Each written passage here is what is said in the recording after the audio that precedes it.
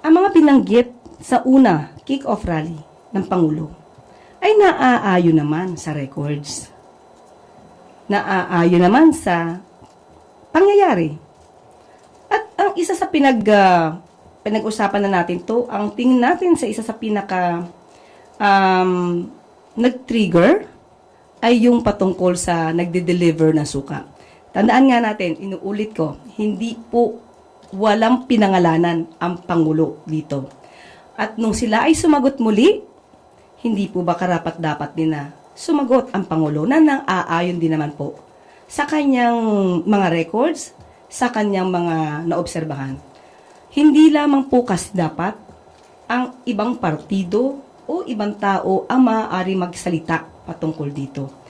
Karapatan din po ng Pangulo na magsalita kung ano po yung kanyang damdamin. Ito naman din po ay para mapakita sa tao kung ano ba yung katotohanan. Mahirap po na yung isang party lang ang sumusuntok. Kailangan din po tayong sumangga.